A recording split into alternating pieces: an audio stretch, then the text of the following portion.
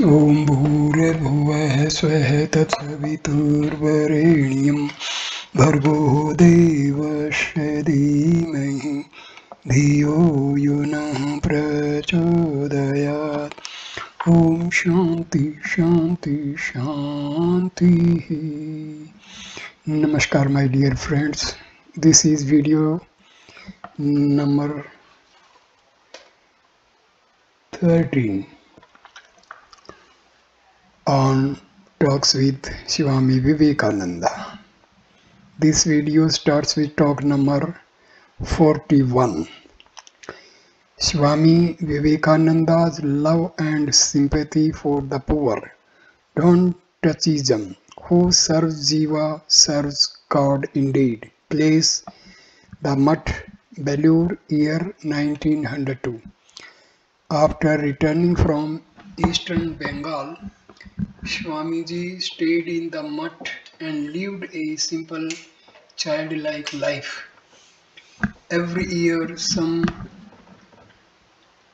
Santhal laborers used to work in the Mutt.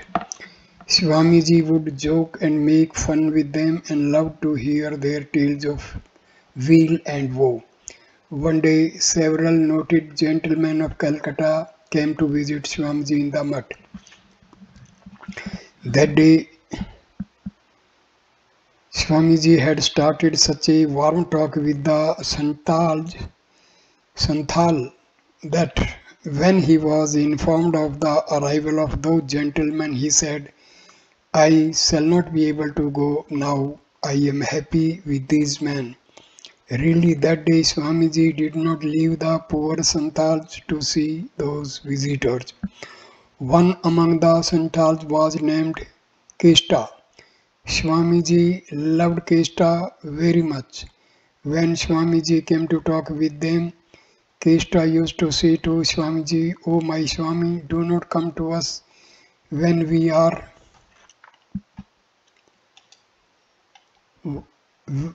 are working, for while talking with you our work stops and the supervising Swami rebukes us afterwards."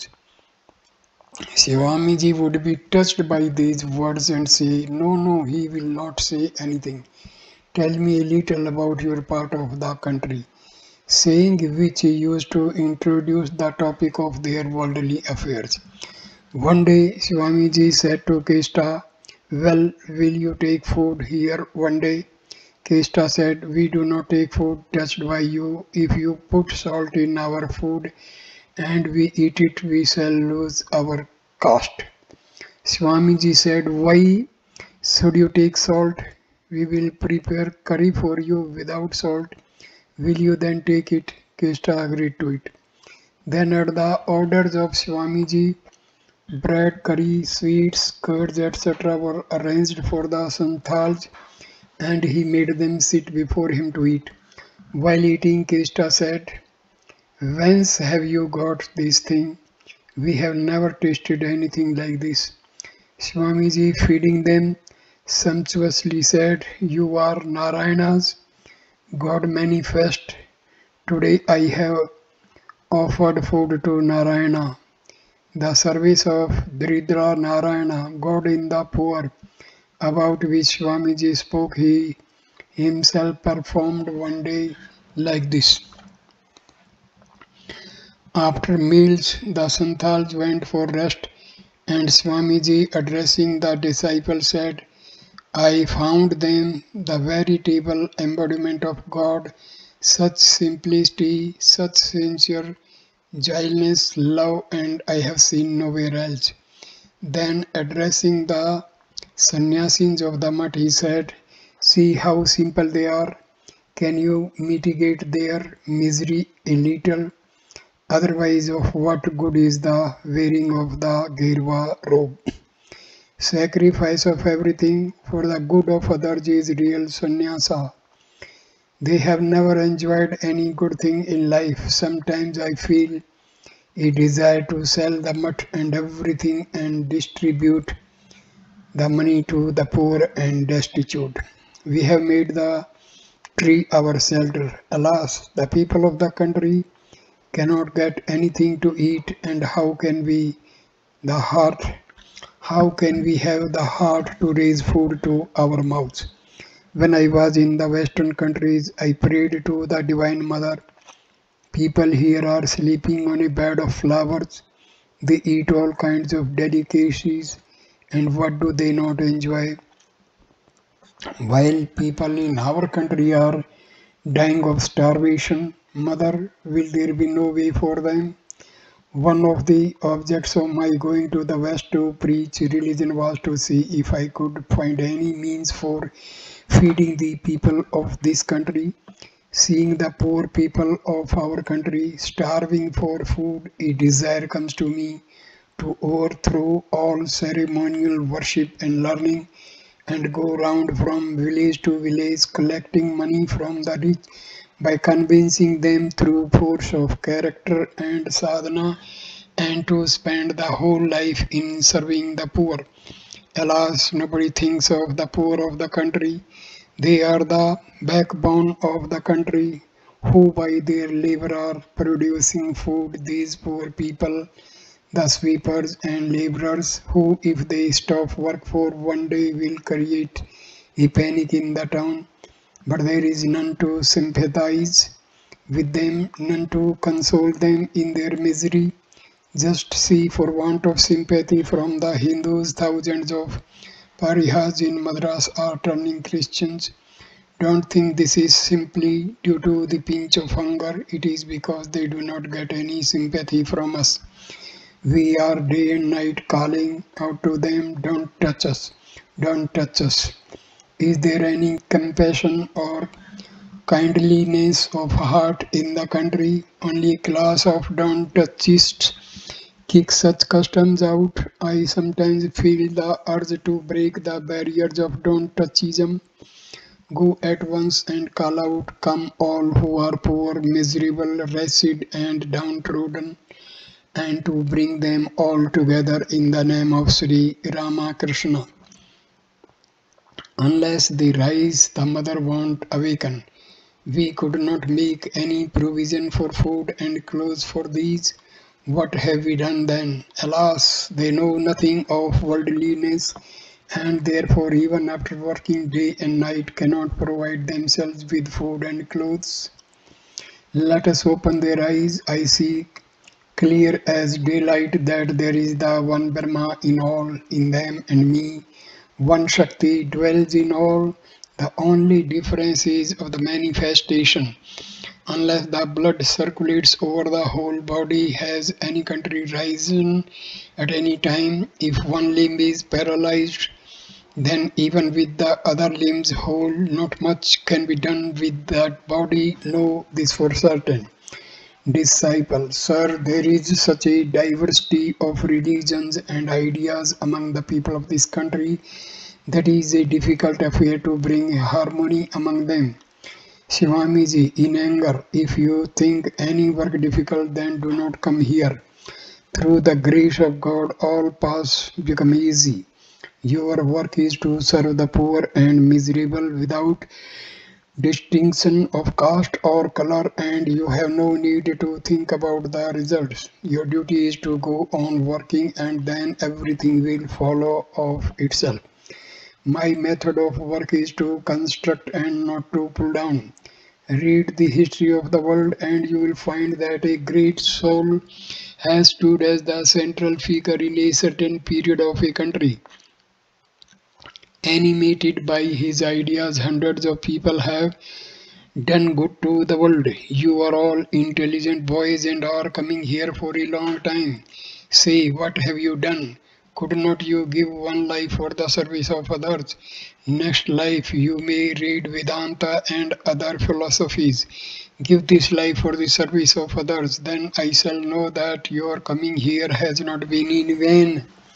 Saying these words, Swamiji sat silent, wrapped in deep thought. After some time he said, after so much austerity, I have understood this as the real truth. God is present in every jiva. There is no other God besides that.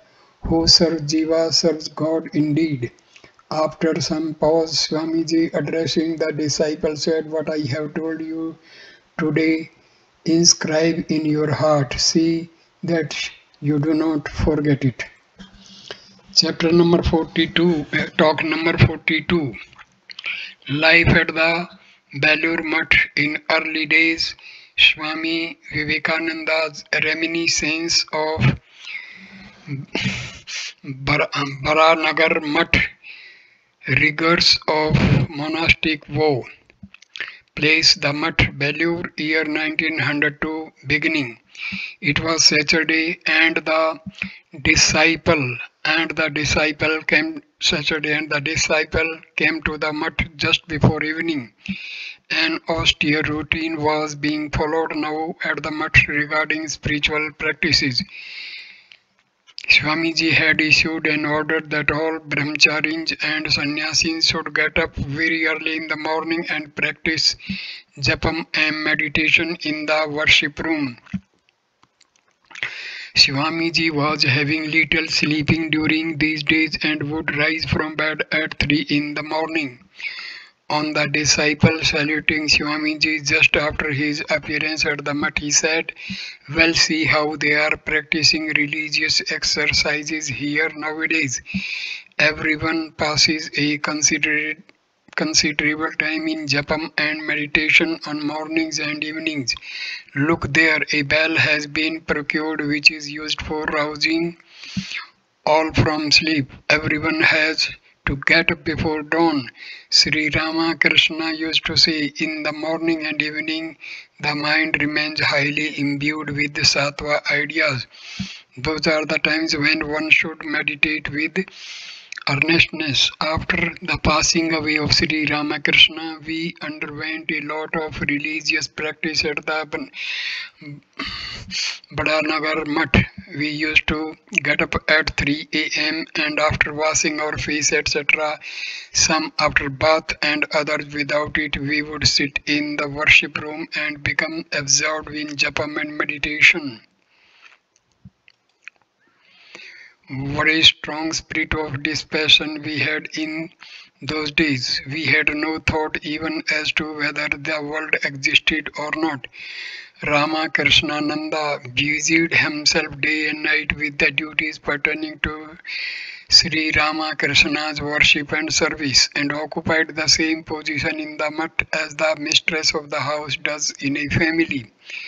It was he who would procure, mostly by begging, the requisite articles for Sri Ramakrishna's worship and our subsistence. There have been days when the japam and meditation continued from morning till 5 or 5 in the afternoon. Ramakrishnananda waited and waited with our meals ready till at last he would come and snatch us from our meditation by sheer force. Oh, what a wonderful constancy of devotion we have noticed in him. Disciple, sir, how you used to meet the Mutt expenses then? Swamiji, what a question. Well, we were sadhus, and what would come by begging and such other means would be utilized for defraying the Mutt expenses. Today, both Suresh Babu and Balram Babu are no more. Had they been alive, they would have been exceedingly glad to see this Mutt. You have doubtless heard Suresh Babu's name. He was in a way the founder of this Mutt. It was he who used to bear all the expenses of the Baranagar Mutt. It was this Suresh Mitra who used to think most for us in those days. His devotion and faith have no parallel. Disciple, sir, I have heard that you did not see him very often at his deathbed. Swamiji, we could only do it if we were allowed by his relatives. Well, it is a long tale, but now this for certain, that among worldly people it is of little count to your relatives and kinsmen whether you live or die. If you succeed in leaving some property, you will find even in your lifetime that there has been set up a brawl over it in your household. You will have no one to console you in your deathbed, not even your wife and sons. Such is the way of the world. Referring to the past condition of the Mutt, Swamiji went on, owing to want of funds, I would sometimes fight for abolishing the Mutt altogether, but I could never induce Ramakrishnananda to accede to the proposal, nor Ramakrishnananda to be the central figure of the Mutt. There have been days when the Mutt was without a grain of food. If some rice was collected by bagging, there was no salt to take it with. On some days there would be only rice and salt, but nobody cared for it in the least. We were then being carried away by a tidal wave of spiritual practice. Boiled bimba leaves, rice and salt. This was the menu for a month at a stretch. Oh, those wonderful days!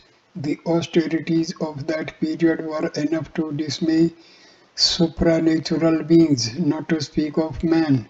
But it is a tremendous truth that if there be real worth in you, the more are circumstances against you, the more will that inner power manifest itself. But the reason why I have provided for beds and tolerable living in the Mutt is that the sannyasis that are enrolling themselves nowadays will not be able to bear so much strain as we did. There was the life of Sri Ramakrishna before us, and that was why we did not care much for privations and hardships. Boys of this generation will not be able to undergo so much hardship, as it is that I have provided for them. If they get just enough food and clothing, the boys will devote themselves to religious practice and will learn to sacrifice their lives for the good of humanity. Disciple, sir, outside people say a good deal against this sort of bedding and furniture. Swamiji, let them say, even in jest they will at least once think of this much, and they say it is easier to attain liberation through cherishing a hostile spirit. Sri Ramakrishna used to say, men should be counted as worms. Do you mean we have to conduct ourselves according to the chance opinion of others? Shah. Disciple, sir, you sometimes say all are Narayana, the poor and the needy are my Narayanas, and again you say men should be counted as worms. What do you really mean? Swamiji, well, there is not the least doubt that all are Narayanas, but all Narayanas do not criticize the furniture of the Mutt. I shall go on working for the good of man without caring in the least for the criticisms of others. It is in this sense that the expression men are to be counted as worms has been used. He who has a dogged determination like that shall have everything. Only some may have it sooner and others a little later. That's all, but one is bound to reach the goal. It is because we had such a determination that we have attained the little that we have. Otherwise, what dire days of privation we have had to pass through. One day, for want of food, I fainted in the outer platform of a house on the roadside, and quite a shower of rain had passed over my head before I recovered my senses. Another day I had to do odd jobs in Calcutta for the whole day without food, and had my meal on my return to the Mutt at 10 or 11 in the night, and these were not solitary instances. Saying these words, Swamiji sat for a while pursuing some train of thought. Then he resumed, real monasticism is not easy to attain. There is no order of life so rigorous as this. If you stumble ever so little, you are hurled down a precipice and are smashed to pieces. One day I was traveling on foot from Agra to Vrindavan. There was not a farthing with me. I was about a couple of miles from Vrindavan when I found a man smoking on the roadside, and I was seized with a desire to smoke. I said to the man, "Hello, will you let me have a puff at your chillum?" He seemed to be hesitating greatly and said, "Sire, I am a sweeper." Well, there was the influence of old sanskaras, and I immediately stepped back and resumed my journey without smoking. I had gone a short distance when the thought occurred to me that I was a sannyasi who had renounced caste, family, prestige, and everything, and still I drew back as soon as the man gave himself out as a sweeper and could not smoke at the chillum touched by him. The thought made me restless at heart. When I had walked on half a mile, again I retraced my steps and came to the sweeper, whom I found still sitting there. I hastened to tell him, "Do prepare a chillum of tobacco for me, my dear friend." I paid no heed to his objections and insisted on having it. So the man was compelled to prepare a chillum for me. Then I gladly had a puff at it and proceeded to Vrindavan. When one has embraced the monastic life, one has to test whether one has gone beyond the prestige of caste and birth, etc. It is so difficult to observe the monastic vow in right earnest. There must not be the slightest divergence between one's words and actions. Disciple, sirs, you sometimes hold before us the householder's ideals and sometimes the ideal of sannyasi. Which one are we to adopt, Swamiji? Well, go on listening to all. Then stick to that one which appeals to you. Grip it hard like a bulldog. Swamiji came downstairs accompanied by the disciple while speaking these words and began to pace to and fro, uttering now and then the name of Shiva or humming a song on the Divine Mother, such as "Who knows how diversely thou playest, O Mother, thou flowing stream of nectar," and so on. Talk number 43 on meditation, how to awake the Kundalini.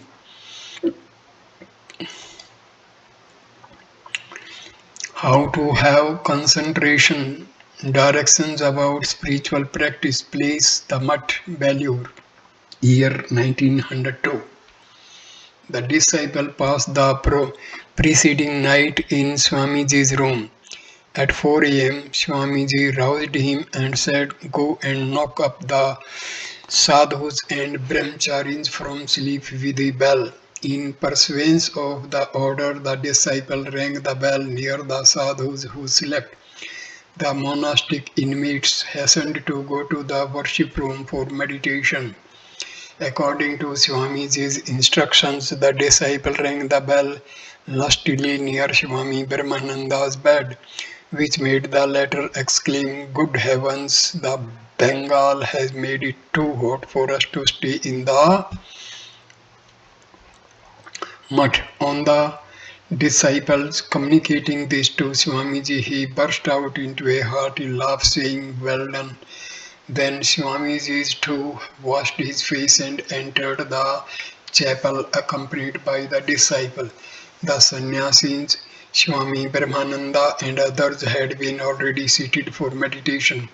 A separate seat was kept for Swamiji, on which he sat facing the east and pointing to a seat in front to the disciple, said, "Go and meditate sitting there." Shortly after taking his seat, Swamiji became perfectly calm and motionless like a statue, and his breathing became very slow. Everyone else kept his seat. After about an hour and a half, Swamiji rose from meditation with the words "Shiva, Shiva."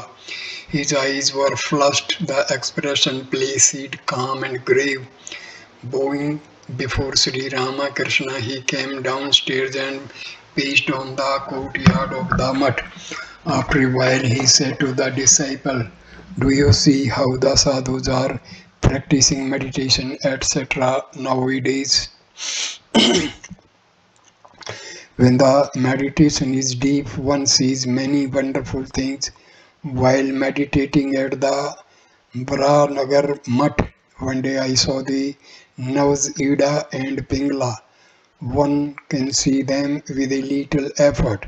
Then, when one has a vision of the Susumna, one can see anything one likes. If a man has unflinching devotion to the Guru, spiritual practices, meditation and japam, etc., come quite naturally. One need not struggle for them. The Guru is Brahma, the Guru is Vishnu, and the Guru is Shiva himself. Then the disciple prepared tobacco for Swamiji, and when he returned with it, Swamiji spoke as he puffed at it. Within Within there is the line, the eternally pure, illumined and ever-free Atma, and directly one realizes him through meditation and concentration. This world of Maya vanishes. He is equally present in all, and the more one practices, the quicker does the Kundalini, the coiled up power, awaken in him. When this power reaches the head, one's vision is unobstructed, one realizes the Atma. Disciple: Sir, I have only read of these things in the scriptures, but nothing has been realized as yet. Swamiji: Kalinatmani Vindati. It is bound to come in time, but some attain this early and others are a little late. One must stick to it, determined never to let it go. This is true manliness. You must keep the mind fixed on one object like an unbroken stream of oil. The ordinary man's mind is scattered on different objects, and at the time of meditation too, the mind is at first apt to wander. But let any desire, whatever arise in the mind, you must sit calmly and watch what sort of ideas are coming. By continuing to watch in that way, the mind becomes calm and there are no more thought waves in it. These waves represent the thought activity of the mind. These things that you have previously thought too deeply have transformed themselves into a subconscious current, and therefore these come up in the mind in meditation.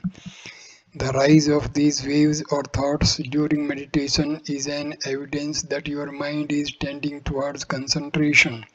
Sometimes the mind is concentrated on a set of ideas. This is called meditation with vikalpas or oscillation.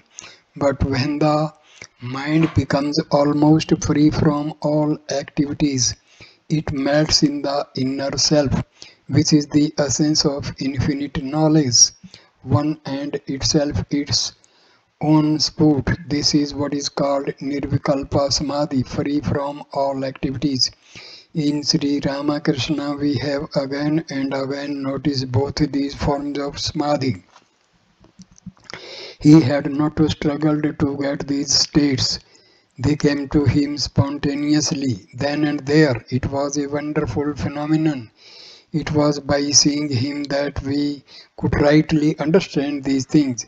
Meditate every day alone, everything will open up of itself. Now the Divine Mother, the embodiment of illumination, is sleeping within. Hence, you do not understand this. She is the Kundalini. When before meditating,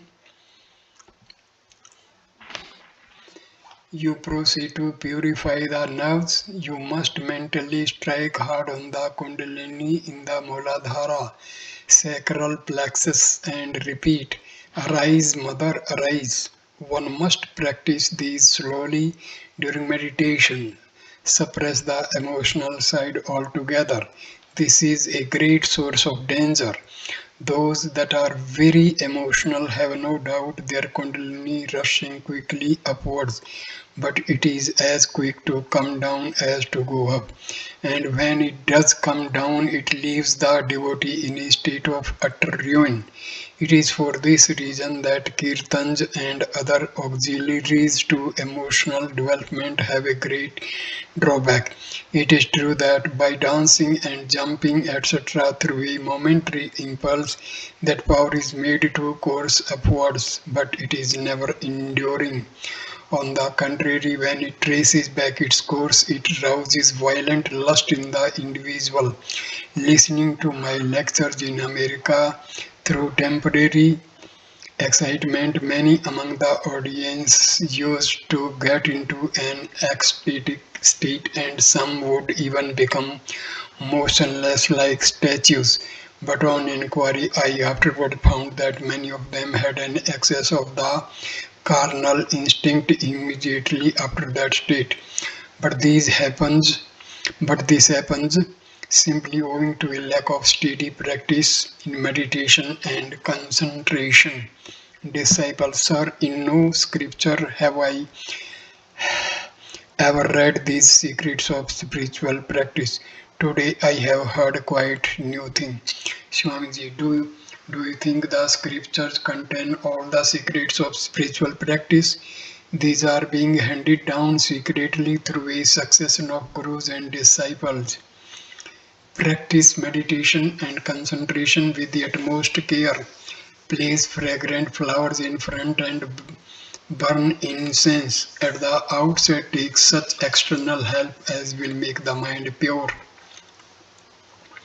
As you repeat the name of your Guru and each term say, peace be to all creatures and the universe. First send impulses of these good wishes to the north, south, east, west, above, below, in all directions, and then sit down to meditate. One has to do like this during the early stages. Then sitting still, you may face in any direction. Meditate in the way I have taught you while initiating. Don't leave out a single day. If you have too much pressing work, go through these spiritual exercises for at least a quarter of an hour. Can you reach the goal without a steadfast devotion, my son? Now Swamiji went upstairs, and as he did so, he said, you people will have your spiritual insight opened without much trouble. When you have chanced to come here, well, you have liberation and all under your thumb. Now, besides practicing meditation, etc., set yourselves heart and soul to remove to a certain extent the miseries of the world, so full of wage.